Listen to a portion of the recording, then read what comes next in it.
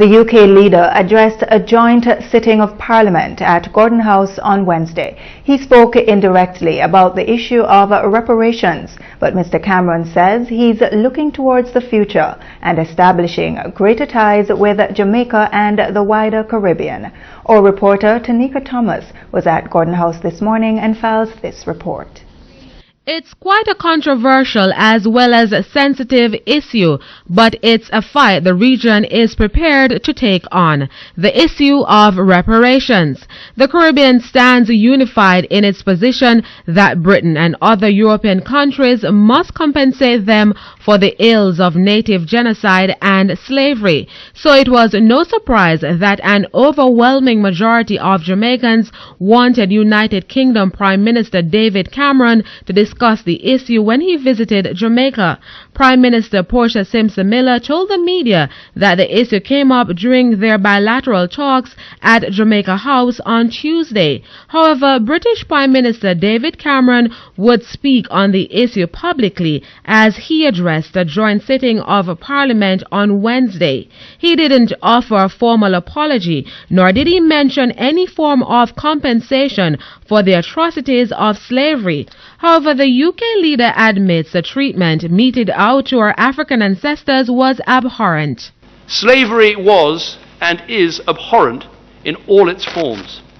It has no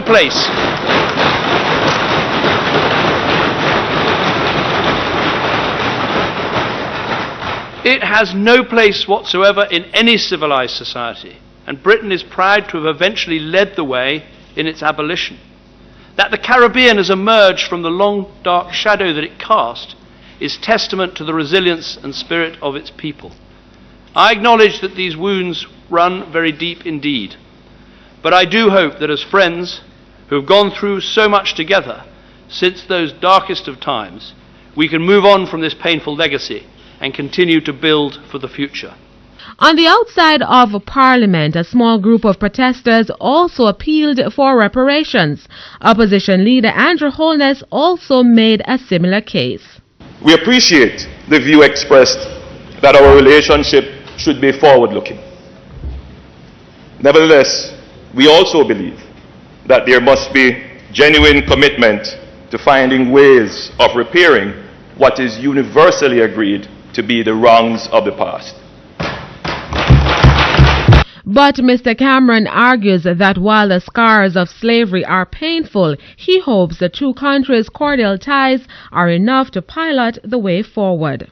During his address to the joint sitting of Parliament, United Kingdom Prime Minister David Cameron reaffirmed his commitment to Jamaica and the region. He noted that the United Kingdom stands willing to foster greater ties in the area of health and business. Some of that assistance will come in the form of a $30 million grant to help Jamaica's hospitals to be more resilient during natural disasters. Today I can also announce £30 million for new programmes to help attract investment and improve governance, and £30 million to help make your hospitals more resilient to natural disasters.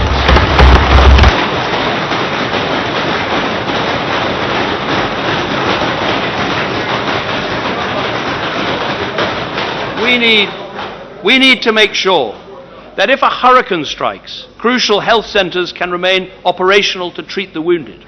Now, together this represents a quadrupling of Britain's support. It will make us the largest donor to the region. It will create jobs and save lives, and you can take it literally as a concrete statement of my commitment to the Caribbean.